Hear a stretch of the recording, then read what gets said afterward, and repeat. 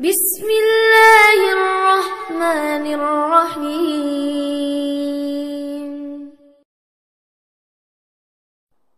Saya misalnya orang kaya, ada ulama kaya, itu senangannya blonjo, sampai bojone itu marah-marah. Saking parahnya ulama ini, kebetulan keluarga saya, ini anaknya mulai anaknya kon golek utangan. Padahal nilai anaknya pertama berangkat dari rumah itu bawa uang, mau ngirimi anaknya di sarang. Orang Jawa Timur, kiai alim. Roh bakul kacang ning bis gak mentolo ditukoni. Roh bakul mainan saake wong tuwek gak ditukoni. Walhasil tok sarang duwe entek. Tapi gowo mainan, gowo kacang putu-putu. Saake jare. Sama-sama belanja. Dekne niate nyebar rahmate Allah. Saya pernah ngalami itu meskipun di ada skala yang ekstrim itu. Saya sampai sekarang anak saya mulai TK, SD tak sangoni terus. Kadang beli jajan yang dia sama sekali gak doyan. Dulu ibunya yang marah sebelum ora dipangan kok dituku Gus. Ya masih ora dipangan bakule tetap seneng. Butuhe bakule iku payu ora kok dipangan ta ora. Tapi utek-utek medhit ngene kan pikirannya kan. Nek ora dipangan aja tuku ya sakake bakule ndonga supaya laris. Lah duit 5.000 bagi kita kan ndak penting wis bentek. Ben manfaati bakul-bakul. Karena orang kadang dikasih itu malu loh karena tidak diharga diri. Tapi kalau lewat jual beli kan senang. Ya banyak ulama yang gitu boros tapi niatnya menyebar roh. Asal orang soleh itu baik-baik saja. Orang soleh melete. Wah duitku akeh tenang wae. Cara dohir melete. Ternyata ngenakno sing dikai ben ora perasaan. Nah misalnya wong soleh terus open. Duitku pas-pasan tak pangan sesuk wae ora ono. Sing dikai ya sungkan le dul-dul.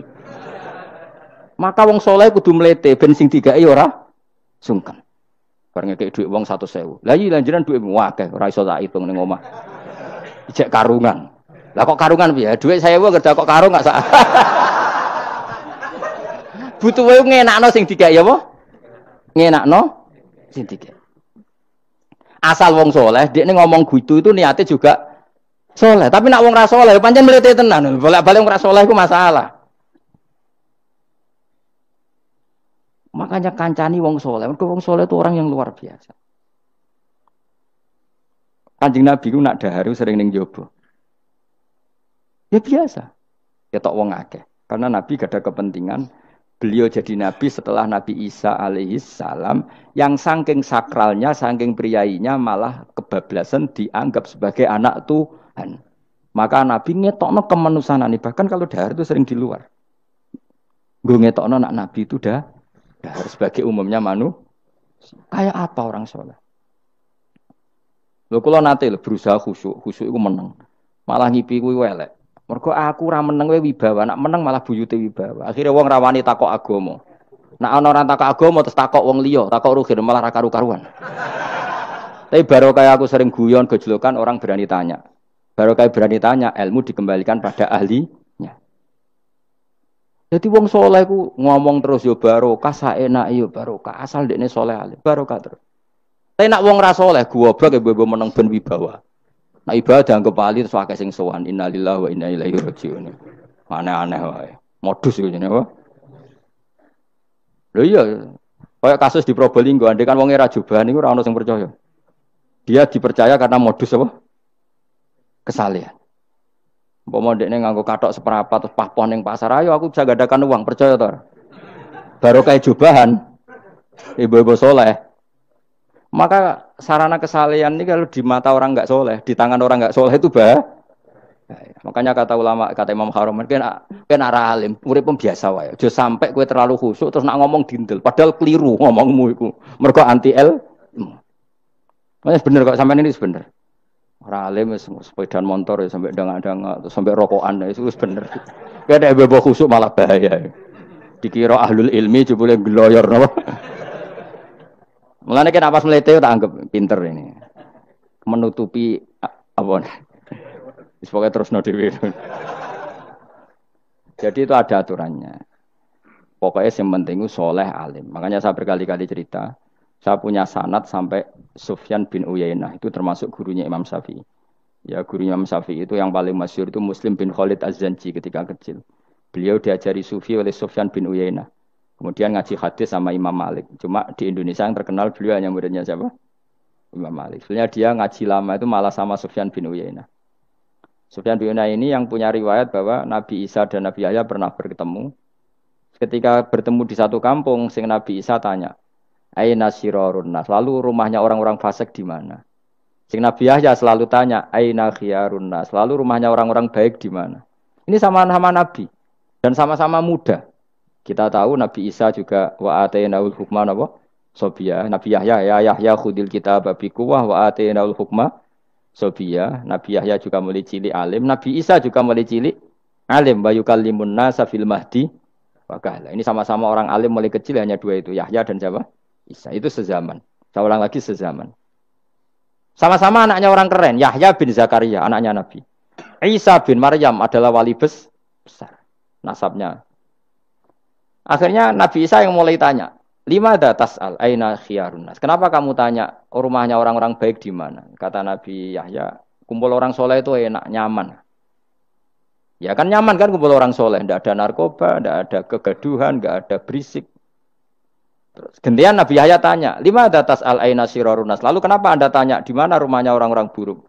Terus kata Nabi Isa, anan Nabi, saya ini Nabi, biman zilatit tobib, ibarat dokter, udawil marto. Maka saya mengobati yang sakit. Kalau Anda seorang dokter, nyari sampling penyakit, nyari di endemik daerah penyakit apa daerah sehat? Penyakit. Ya tapi kalau kamu takut ketularan, nyari daerah sehat apa daerah berpenyakit? Itu sama-sama madhab dalam ilmu. Dulu itu ya biasa, perbedaan seperti itu biasa saja. Karena semuanya karena ilmu. Sekarang enggak, kubu sebelah yang ngotot, kubu sebelah ya dalile pokoknya. Mana ada ilmu dalile pokoknya? Pokoknya kunut itu gini, kalau enggak kunut gini.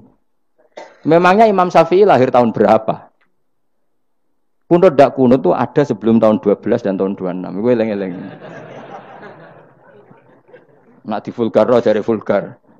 Nah iku ra paham bangetan. Maka orang-orang alim taunya ya kunut dan dak kunut itu al-khilaf baina madzhab Syafi'i wa madzhab Abi Hanifah. Sekarang tahu-tahu di zaman akhir jadi politik identitas. Kayak misalnya begini, tak contohkan lagi perdebatan. Pakai peci putih. Gus Naji itu putranya Mbah Mun, meyakini pakai peci putih itu sunat sehingga santrinya pakai peci putih. Mbah saya Ki Hamid Pasuruan juga pakai peci putih. Santri sebelah kiri semuanya pakai peci putih karena putih itu sunat ya sudah pakai peci putih. Tapi kalau Mbah Mun itu santrinya nggak boleh pakai peci putih, haram kata beliau. Kata beliau, dong kaji nih wong desa-desa nganti adol Tegal, adol sawah. Mbok saingi ketu 5.000 kata beliau. Nglarakno atine wong dosa apa haram? Dosa, Mbah. Lah ya iku dosa, melane haram. Sehingga takanya akan santri sarang semua. Enggak ada santrinya bangun pakai peci putih. Kecuali yang sudah kaji. Karena pikiran beliau itu menyakiti orang katanya. Karena sekaji ini adol Tegal disaingi 5.000. Tapi Mbah Mun sebagai orang alim yang membiarkan pondoknya Gus Naji pakai peci putih. Mbah Naji juga membiarkan ketika pondoknya Mbah Mun pakai hitam. Makanya saya keterusan peci hitam. Saya itu sudah kaji. Tapi karena saya mulai dulu nggak pernah pakai peci putih terus keterusan sampai sekarang. Tapi suatu saat aku juga nganggukan kan, entah kapan suatu saat. Jadi aku soal Nabi keturunan iri, keterusan diharamno terus kebablasan ini. Itu logika ijtihad. Sama misalnya khasnya ulama itu pakai jubah, pakai apa? Ya sudah itu khasnya ulama. Terus kayak misalnya neng parkiran macak ngono, alasannya anut ulama.